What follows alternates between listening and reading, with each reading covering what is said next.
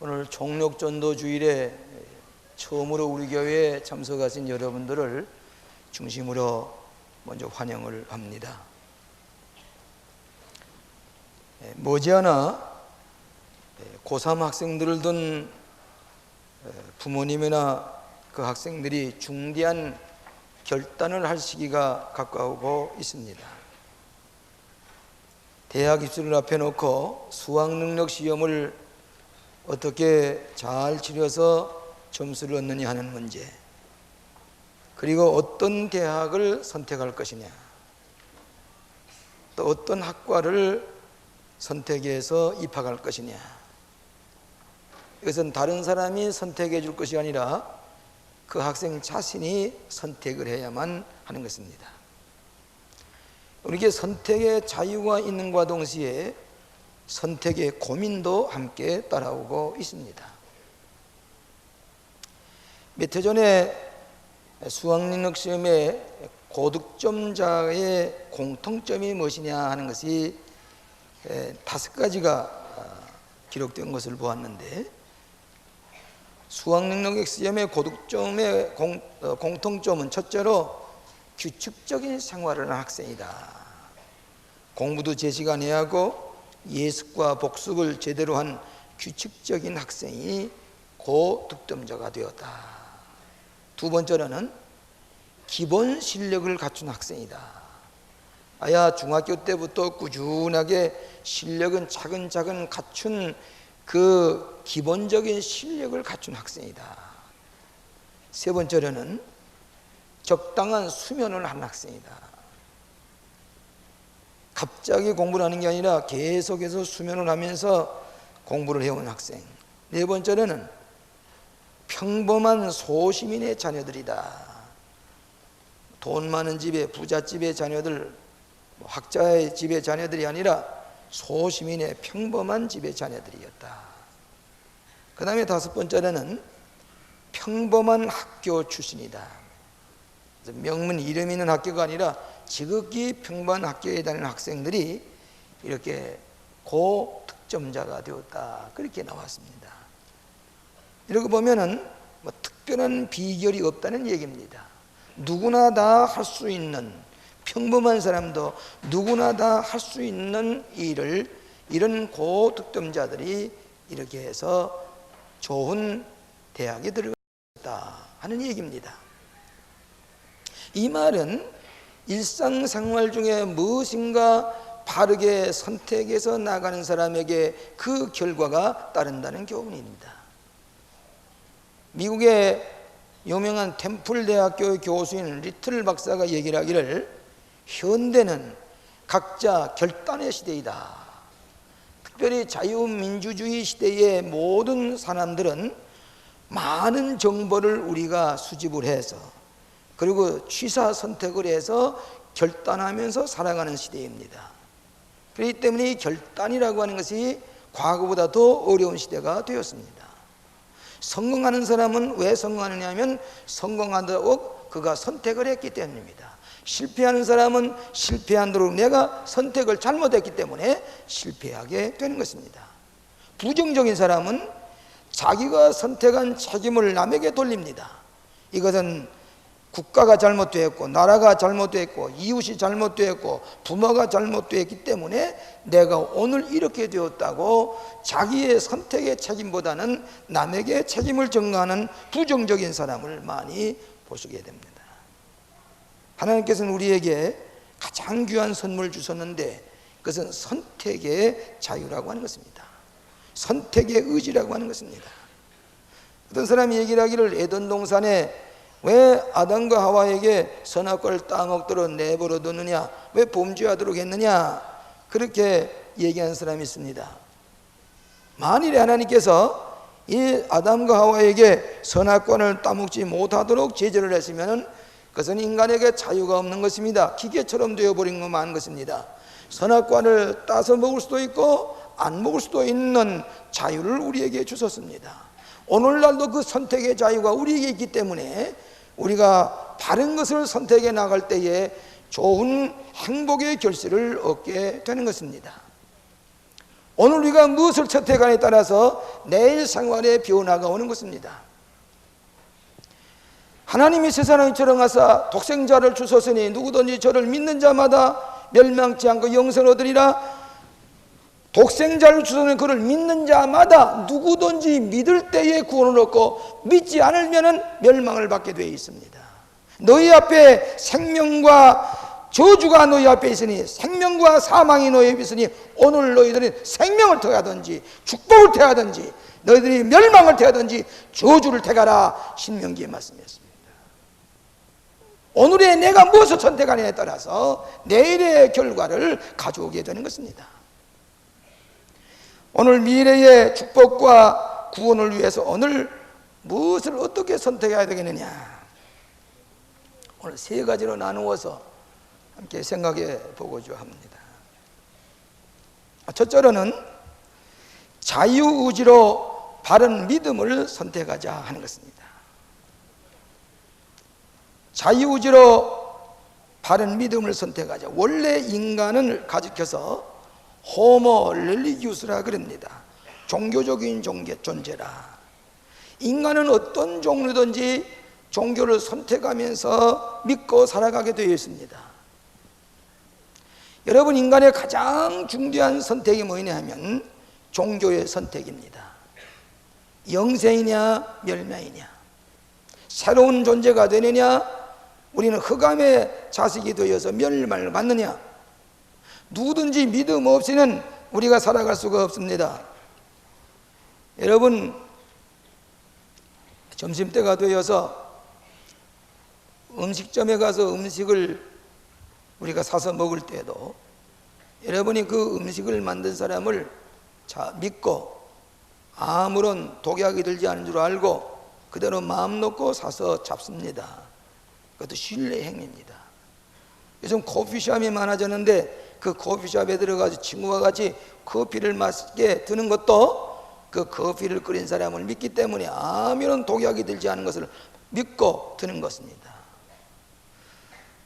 제 자동차를 타고 갈 때에 저 자동차를 운전하는 우리 이영삼 집사를 내가 믿기 때문에 차 안에서 졸기도 하고 책도 읽고 안심하고 가는 까닭은 이 차를 무사히 안전하게 인존할 것이라고 하는 걸 믿기 때문입니다. 내가 유럽이나 미국을 여행할 때도 그 자동차 엔진의 구조를 모릅니다. 조종사가 누군지 모릅니다만은 그저 그 엔진을 믿고 그 조종사의 비행 능력을 믿고 그대로 자동차 비행기를 타고 유럽이나 미국을 여행합니다. 여러분, 은혜가 돈을 맡기는 것도 마찬가지입니다.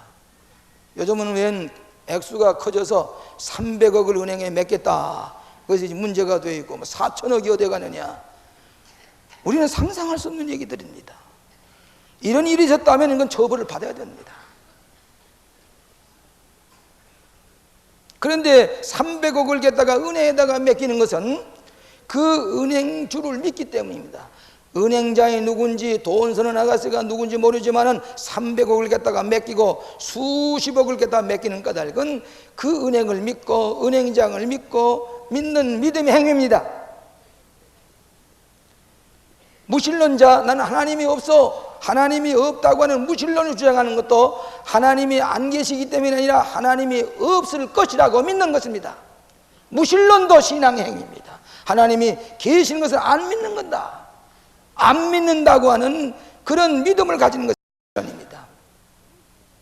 그런데 있는 것을 없다고 한다든지 부정적인 믿음을 가진 사람은 생명을 구원하고 생명을 살리는 게 아니라 생명을 파괴하고 멸망시키는 자리에 이르게 합니다. 최근에 일본의 오음교와 같은 거 진리교라고 하지만은 가장 비진리입니다. 동경대학을 나온 엘리트들이 오음교를 믿고 오음교의 교주는 소교입니다. 그러면서 그들을 믿습니다. 로소라에도 오음교가 많이 갔다고 그래요. 그런데 그건 뭐입니까? 잘못된 선택입니다. 그건 생명을 파괴하고 남의 생명을 죽이고 멸망을 받게 하는 잘못된 선택입니다. 오늘날도 우리가 뭘 믿긴 믿되 바른 선택을 해야 될 텐데 신흥종교라든지 이당종교를 믿을 때에 자기의 생명을 잃어버리고 멸망을 받는 저주를 받는 자리에 믿는 것 때문에 그런 결과를 가져오게 되는 것입니다. 어떤 믿음을 선택할 것이냐. 유명한 역사 철학자인 에놀드 톰이라는 하는 사람이 얘기를 하기를, 기독교는 모든 종교 위의 종교다. 하나님의 미래의 진리는, 하나님의 미래의 진리를 가진 종교는 모든 인류를 구원할 수 있는 종교다. 이게 역사 철학자 토인비가 한 얘기를 기억하게 됩니다. 여러분, 하나님 믿는 것은 하나님이 어떻게 나타나서느냐. 구약시대에는 비전을 통해서 나타나고 꿈을 통해서도 나타나고, 또 때로는 천사를 통해서, 기적을 통해서, 모세가 출애굽을 할 때에 갖가지 기적을 나타내신 것, 하나님이 배후에서 계신 것을 말해줍니다. 예언자들의 영감을 통해서 하나님이 계신 것을 우리에게 증거해 주셨습니다. 신약시대에 와서는 그것 가지고 인간이 하나님을 찾지 못하기 때문에 하나님이 친히 육신을 입으시고 이 땅에 오셨습니다. 그분이 예수 그리스도입니다. 그 예수님의 삶과 가르침과 죽었다가 부활하시는 것을 보아서 하나님인 것을 믿고 그 예수님을 통해서 하나님을 알게 됩니다. 그뿐만 아니라 우리가 성경을 통해서 하나님을 믿고 따르게 됩니다. 이렇게 해서 우리는 하나님을 알고 하나님을 믿을 때에 우리에게 믿는 결단을 통해서 새로운 삶의 축복의 결과를 얻게 되는 것입니다. 5대 양을 자유로이 항해하려는 사람은 나침판을 믿어야 한다. 나침판의 노예가 되어야 된다. 그런 얘기가 있습니다. 5대 양을 마음대로 자유행한 사람은 한 가지만은 적은 믿어야 됩니다. 나침판의 그 작용만을 믿는 것밖에 없습니다. 더 나아가서 나침판의 노예가 되어야 된다. 콤패스를 믿어야 된다. 그 얘기입니다. 그러면 항해할 수가 없어요. 자유를 잃어버립니다. 여러분, 아침마다 이 칫솔질을 하는 것도, 이것도 불편한 거지만은 이걸 해야만 이가 썩지 않지요. 이런 것은 할 수밖에 없습니다. 그래야 내가 건강을 지킬 수가 있습니다.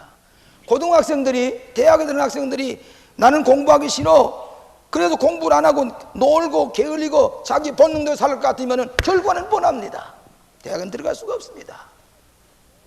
마찬가지로 우리가 5대 향한 사람이 나침판의 노예가 되고 믿어야만이 자유롭게 향할 수 있는 것 마찬가지로 우리의 모든 이 죄와 본능적으로 살려고 하는 이 악한 습성을 가지고 있는 것들이 예수님의 보혈의 피로 사함받고 새로운 존재가 되어서 거듭나게 될 때에 오늘 사회가 달라지고 가정이 달라지는 것입니다.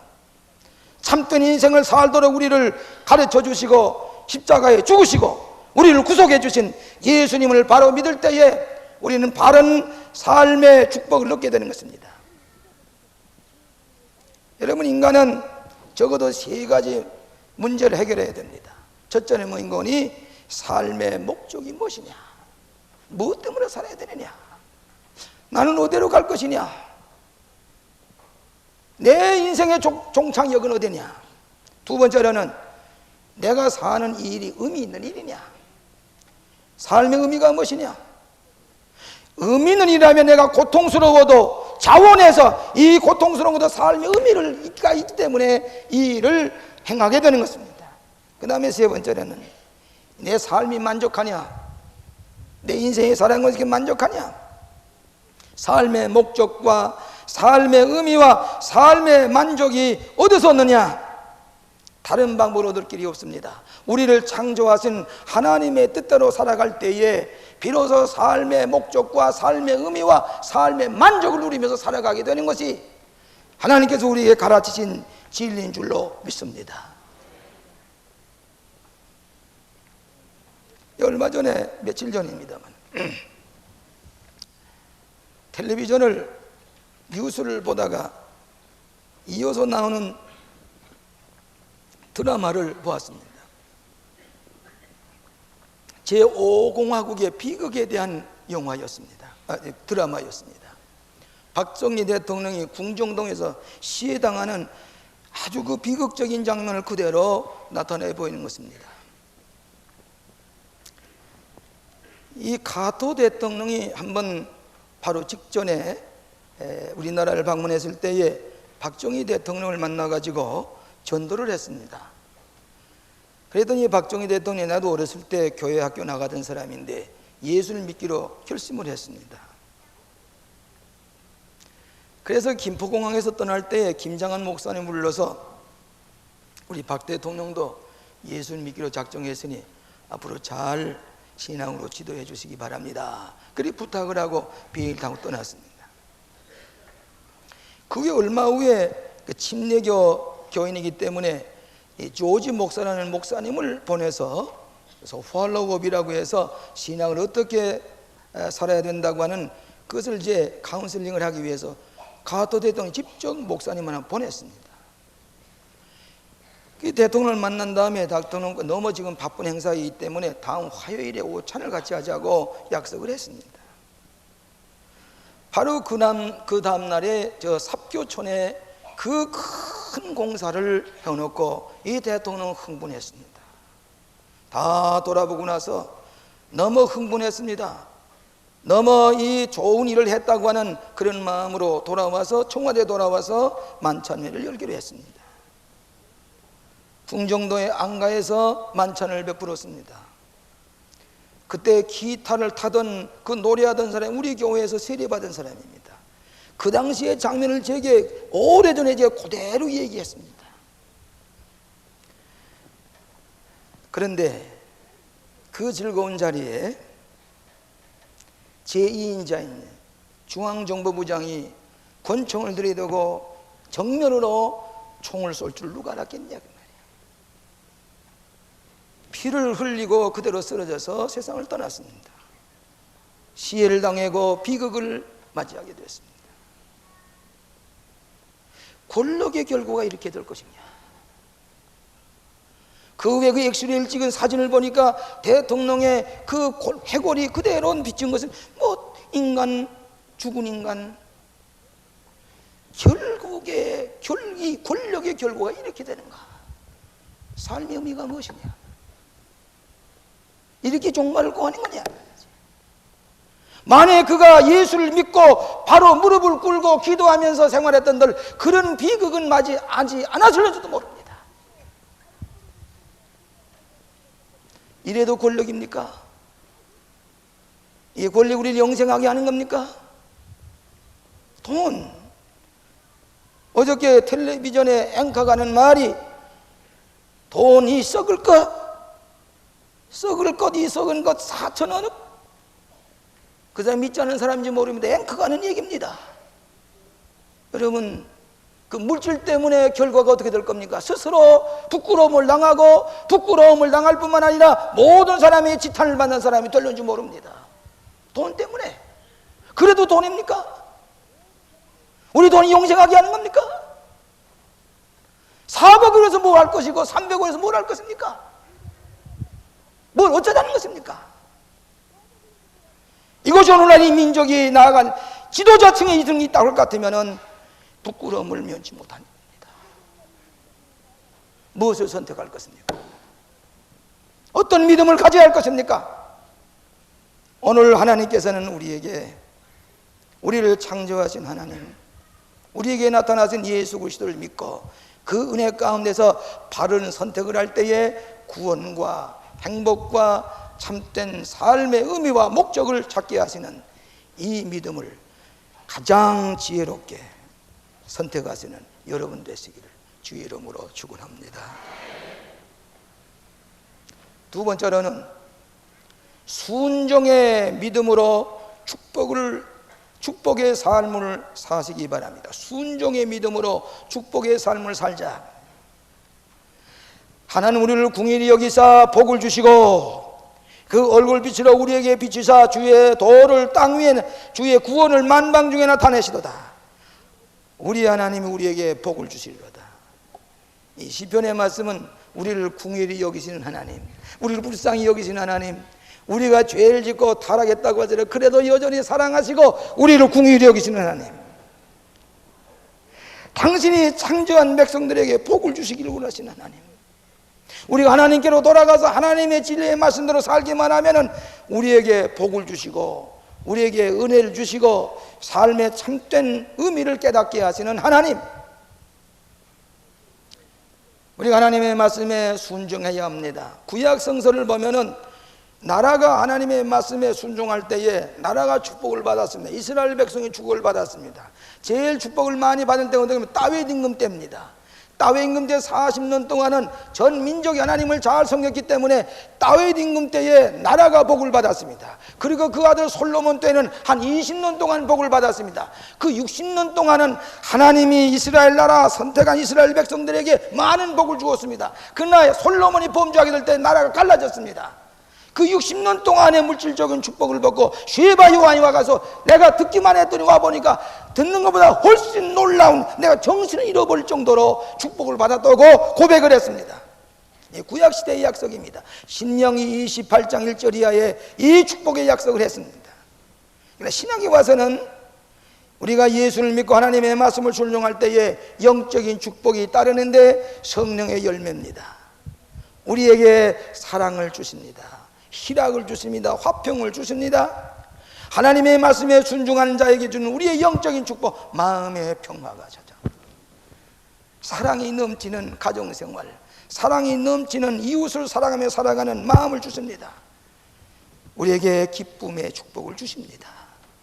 재물이 아무리 많아도 마음의 평화가 없고 사랑이 메마르고 기쁨이 없으면 그건 저주거리입니다.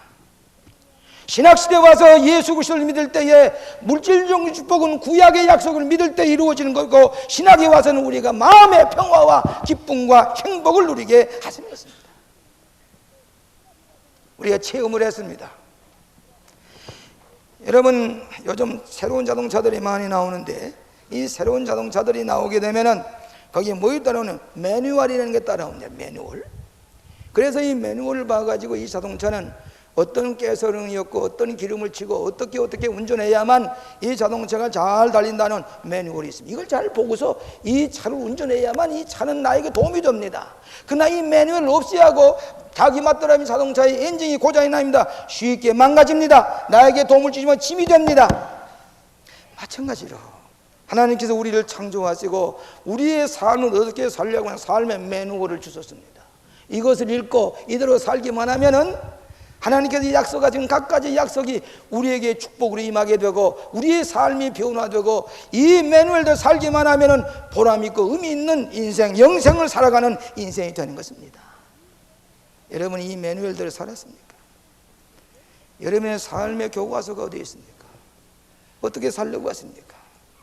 하나님의 말씀대로 우리가 지키고 순종할 때에 이러이러한 은혜와 복을 주시리라. 기도, 전능하신 하나님 앞에 기도할 때에 하나님께서 우리의 비록 궁휼히 여길 수밖에 없는 존재이지만 하나님 아버지라 부를 때 아버지께서 들어주시고 우리의 문제를 해결해 주시는 이 기도를 들으시는 하나님, 우리 하나님. 예배, 오늘 이 공중 예배야말로 하나님을 기쁘시게 합니다. 어떤 사람은 예배 드리는 시간에 저 골프장에 나가서 자연과 더불어 지나면서 하나님께 예배했다고 하는 사람이 있습니다. 하나님을 모독합니다.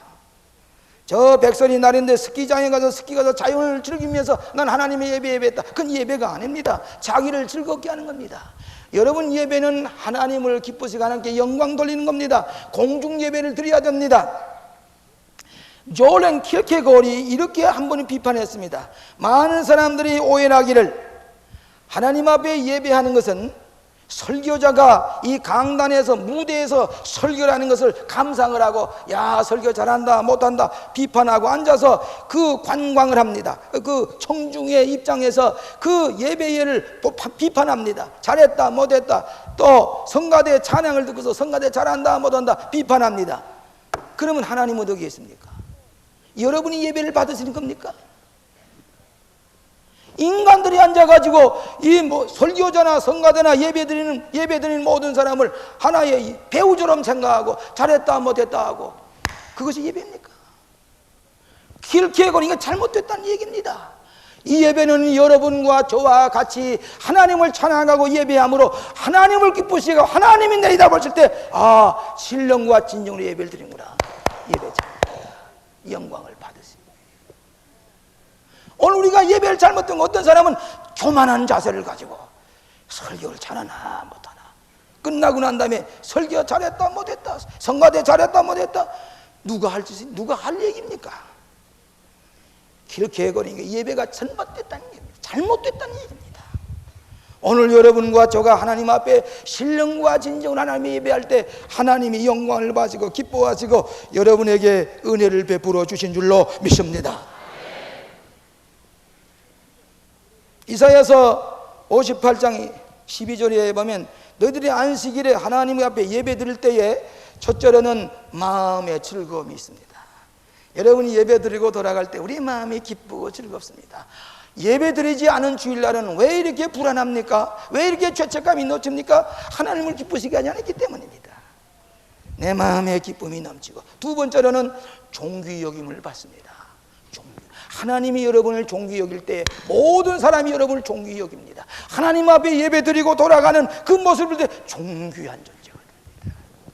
주일날 스키를 걸머지고 저 등산로로 올라가는 내려가는 보다 이 고등학생들 젊은이들이 주일날 예배를 드리고 성경 찬송을 끼고 예배당에서 나는 거 보면 존귀요. 오늘 여러분들 하나님이 존귀요. 하나님의 아들의 권세를 가지고 하나님의 영혼을 얻게 하는 존귀한 자제. 사람이 남에게 존귀 여김을 보내야 살 재미가 있는 겁니다. 천대와 무시를 받는 것은 살 재미가 없습니다. 하나님 앞에 예배하는 사람을 하나님께서 존귀 여기시고 영육간에 복을 나리시는 것을 믿으시기를 바랍니다. 오늘 많은 사람과 함께 예배드리고 하나님의 인생의 매뉴얼, 하나님 나를 어디로 가라고 하시느냐, 어떻게 살려고 하시느냐, 하나님께 기도할 때에 순종함으로 말미암아 영육간의 복을 누리시는 여러분 되시기를 축원합니다. 마지막으로 믿음의 씨앗을 심으시기를 바랍니다. 성경의 중요한 교훈 중에 하나는 심은 대로 거두리라고 그랬습니다. 선을 심으면 선을 거두고, 사랑을 심으면 사랑을 거두고, 덕을 심으면 덕을 거두고, 진실을 심으면 진실을 거두고, 거짓을 심으면 거짓을 거두고, 부정적인 걸 심으면 부정적인을 거두고, 적극적인 걸 심으면 적을 거둡니다. 뭐 심어야 거둡니다. 아무것도 안 심으면 거둘 것도 없습니다. 오늘 우리가 신앙생활하는 것은 우리가 늘 믿음의 씨앗을 심을 뿐만 아니라 오늘 처음으로 나오신 여러분들에게 믿음의 씨앗을 심어드리는 겁니다. 그래야 이 씨앗이 심어져서 내 가정에서 자식들에도 복을 받습니다. 뭐 심은 것이어야 됩니다. 오늘 여러분의 가정들 자녀들이 잘 되기 원하십니까? 무튼 내 마음속에 믿음의 씨앗을 심고 하나님께 대한 믿음의 씨앗을 심으시기 바랍니다. 그러면 여러분의 자녀들이 잘 됩니다. 잘 됩니다. 부모가 심은 것이 없으니까 자식때 와서 거둘 것이 없는 것입니다. 오늘 여러분들의 마음속에 오늘 처음 나오신 여러분들 믿음의 씨앗을 순종함으로 이 귀한 하나님 나를 궁일이 오시고 나의 복 주시길 원하시는 하나님 믿습니다 하고 예수님을 영접할 때에 우리의 과거의 모든 허물과 죄는 그래 내가 알아 다 용서해 주마. 너는 새 사람이 되었어. 하나님의 자녀가 되었어. 오늘 믿음의 씨앗을 심을 때에 하나님께서 여러분에게 모든 민족들로 주를 찬양케 하고 땅에 소산을 내게 하고 하나님께서 계속해서 우리에게 복을 주시는 것을 믿으시기 바랍니다. 오늘 새로 나오신 여러분들에게 믿음의 씨앗을 심고 돌아가시기 바랍니다. 30배, 60배, 100배 열매를 맺게 되었습니다. 씨앗을 심은 결과라고 하는 것은 은행에서 10%, 20% 이자를 내는 게 아닙니다. 30배, 60배, 100배의 열매를 거두게 하는 것입니다. 믿음의 씨앗을. 여러분 이 신앙 이외에 다른 것 대신할 것은 얘기하시기 바랍니다. 학식이 부족해서요? 돈이 없어서요? 뭐 장사를 잘못해서요? 철학 박사들이 왜 이렇게 많은데 이 나라가 이 모양입니까? 어떻게 하자는 겁니까 이게? 오늘 처음 나오신 여러분들 하나님의 말씀을 그대로 순수하게 받아들이고 하나님 앞에 믿음의 씨앗을 다 심고 언젠가는 축복의 열매, 평화의 열매, 사랑의 열매, 기쁨의 열매, 물질적인 은혜와 축복의 열매가 넘치게 될 줄로 믿습니다. 저는 어저께 저 상계성전, 오늘 여기 상계성전에서 예배 보는 교인 가운데 계시면 용서하시기 바랍니다. 남철진 집사라는 분이 제게 선물을 가지고 찾아왔었어요. 상계정이 텔레비로 지금 동시에 지금 예배 보고 있습니다. 그 삼계 성전에 계시는 이 남철진 집사님이 그 선물을 사가지고 와서 하시는 말씀이 무슨 얘기인 거니? 나는 예수 믿을 전부터 아주 부정적이었습니다. 또 예수 믿은 때부터 부정적이고, 예수 믿지 않은 사람은 우선 부정적인 마음을 가지고 있기 때문에 하나님이 계시면 안 계시다는 건 부정적인 거죠. 그랬는데 교회 나와서 말씀을 들으면서도 언제나 부정적으로 빗다가고 있었는데, 그러니 뭐 되는 게 없어요. 직장도 없고 사업도 안 되고. 그러다가 이분이 내가 마음을 고쳐먹어야 되겠다, 예수 믿을 바에는 바로 믿어야 되겠다, 긍정적인, 목사님이 늘 얘기하는 대로 긍정적인 신앙으로 바꿨습니다. 그리고 열심히 하나님 앞에 마음의 평화와 기쁨을 가지고 긍정적인 생각을 가지고 노력하다 보니까 직장이 생겼습니다. 이 직장의 소장이 됐습니다. 이렇게 축복을 받고 보니까 하나님 앞에 내가 감사할 수밖에 없는데, 날마다 긍정적인 신앙을 하고 설교하신 이 목사님께 예물을 가지고 찾아와서 내가 이렇게 거듭나고 보니 내 마음의 평화와 기쁨과 긍정적인 생각으로 살다 보니 이렇게 축복을 받았습니다. 이 기관의 소장이 됐습니다. 예물을 가지고 와서 너무 감사해서. 옳습니다. 태도를 바꿔야 됩니다. 생각을 바꿔야 됩니다. 우리가 아무리 어렵고 눈물로 씨앗을 뿌리러 나가는 자는 기쁨으로 다는 고두리로다. 지난번에 제가 교토에서 이북에서 온 강영섭 씨를 만났다는 얘기를 했지요.